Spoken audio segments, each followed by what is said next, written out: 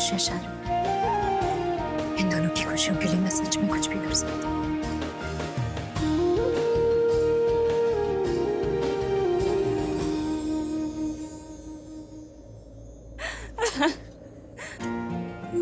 क्या हुआ?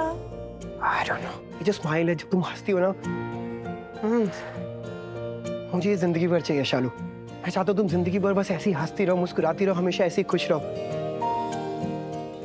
ऐसा फील हो रहा है ना जैसे कुछ कमी थी लाइफ में जो अब जाके पूरी हो रही है।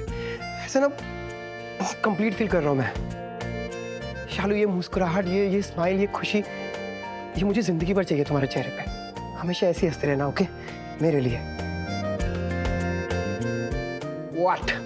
पर आयुष हमेशा ऐसे मुस्कुराते रहना कैसे पॉसिबल है? Really? ओके तो ठीक है, मैं कुछ एफर्ट डालूंगा ना। मैं क्यों? जस्ट तुम बोलो शालू, जस्ट स्पीक।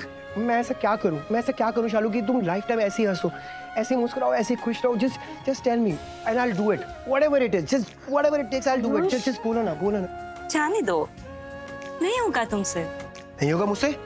शालू कहेंगी, आलू कहेंगी, कचालू कहेंगी, चैलेंज करिए मुझे।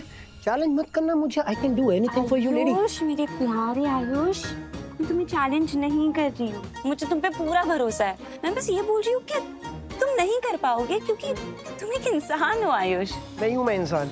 अरे मतलब मैं हूँ, मतलब मैं सुपर इंसान हूँ और मैं कुछ भी कर सकता हूँ Shalu Bajwa. I can do anything, मतलब कुछ भी। नामुमकिन जैसा कोई वर्ड ही नहीं है मेरी डिक्शनरी में। नामुमकिन को भी जो मुमकिन कर दे वो है आयुष। और ये कॉन्फिडेंस मुझे तुमसे आया। पूछो कैसे? बता दो शालू। लुक, मुझे ना हमेशा से पता था कि तुम मुझे लाइक करती हो and I knew it for a fact that I like you too. But यार ये सब कुछ नामुमकिन लगता था मुझे। ये ऐसे हाथ पकड़ना, तुमसे बैठ के बातें करना, पूरी जिंदगी साथ में निकालना, शादी करना, ये सब कुछ नामुमकिन लगता था मुझे। मुझे नहीं लगा था ये कभी भी हो पाएगा, पर ये हो रहा है, ये होगा, होकर रहेगा। नामुमकिन था पर मुमकिन हुआ। हुआ कि नहीं हुआ? हुआ ना? तो बस तुम बोलो यार क्या चाहिए शालू, जस्ट टेल मी। कितना कुछ बिना कहे रह जाता तो जिंदगी कितनी अलग हो जाती ना। काफी हैवी लाइन थी, मुझे समझ नहीं आई, जस्ट ऊपर से निकली। एक्सप्लेन प्लीज, क्या बोल रही हो?